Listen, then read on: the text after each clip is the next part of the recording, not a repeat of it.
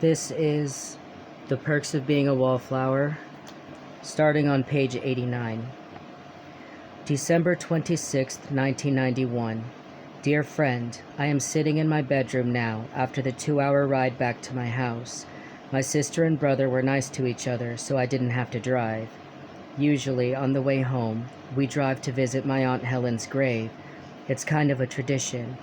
My brother and my dad never want to go that much, but they know not to say anything because of Mom and me. My sister is kind of neutral, but she is sensitive about certain things. Every time we go to see my Aunt Helen's grave, my mom and I like to talk about something really great about her. Most years it is about how she let me stay up and watch Saturday Night Live, and my mom smiles because she knows if she was a kid, she would have wanted to stay up and watch too. We both put down flowers and sometimes a card. We just want her to know that we miss her and we think of her, and she was special. She didn't get that enough when she was alive, my mom always says. And like my dad, I think my mom feels guilty about it, so guilty that instead of giving her money, she gave her a home to stay in. I want you to know why my mom is guilty. I should probably tell you why, but I really don't know if I should. I have to talk about it with someone. No one in my family will ever talk about it. It's just something they don't. I'm talking about the bad thing that happened to Aunt Helen they wouldn't tell me about when I was little. Every time it comes to Christmas, it's all I can think about, deep down. It is the one thing that makes me deep down sad.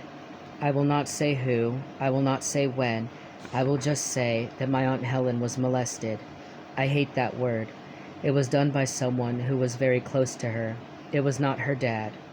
She finally told her dad. He didn't believe her because of who it was. A friend of the family. That just made it worse.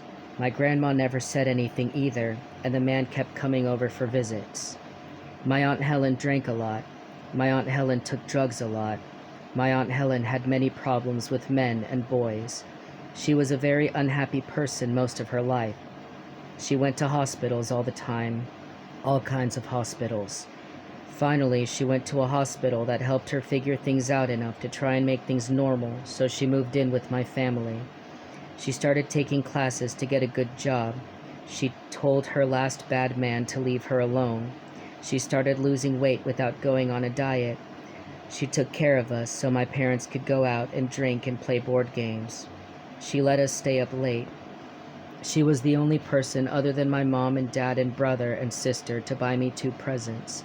One for my birthday, one for Christmas. Even when she moved in with the family and had no money, she always bought me 2 presents. They were always the best presents. On December 24th, 1983, a policeman came to the door. My Aunt Helen was in a terrible car accident. It was very snowy. The policeman told my mom that my Aunt Helen had passed away. He was a very nice man because when Mom started crying, he said that it was a very bad accident and my Aunt Helen was definitely killed instantly. In other words, there was no pain. There was no pain anymore. The policeman asked my mom to come down and identify the body. My dad was still at work. That was when I walked up with my brother and sister. It was my 7th birthday. We all wore party hats. My mom made my sister and brother wear them. My sister saw Mom crying and asked what was wrong. My mom couldn't say anything. The policeman got on one knee and told us what happened. My brother and sister cried, but I didn't. I knew that the policeman made a mistake.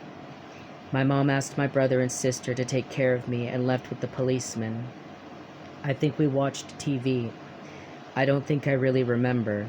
My dad came home before my mom. Why the long faces? We told him. He did not cry. He asked if we were okay. My brother and sister said no. I said yes. The policeman just made a mistake. It is very snowy. He probably couldn't see. My mom came home. She was crying. She looked at my dad and nodded. My dad held her. That's when I figured out that the policeman didn't make a mistake. I don't really know what happened next, and I never really asked. I just remember going to the hospital. I remember sitting in a room with bright lights. I remember a doctor asking me questions. I remember telling him how Aunt Helen was the only one who hugged me. I remember seeing my family on Christmas Day in a waiting room. I remember not being allowed to go to the funeral. I remember never saying goodbye to my Aunt Helen. I don't know how long I kept going to the doctor. I don't remember how long they kept me out of school. It was a long time, I know that much. All I remember is the day I started getting better because I remembered the last thing my Aunt Helen said just before she left to drive in the snow. She wrapped herself in a coat. I handed her the car keys because I was always the one who could find them. I asked Aunt Helen where she was going. She told me that it was a secret.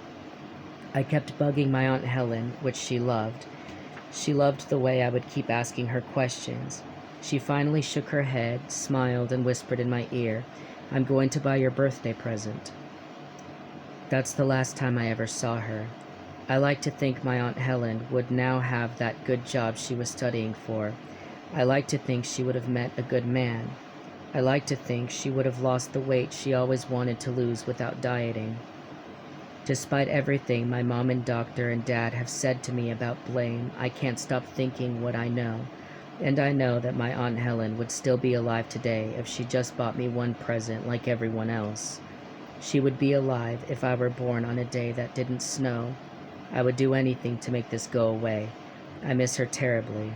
I have to stop writing now because I am too sad. Love always, Charlie.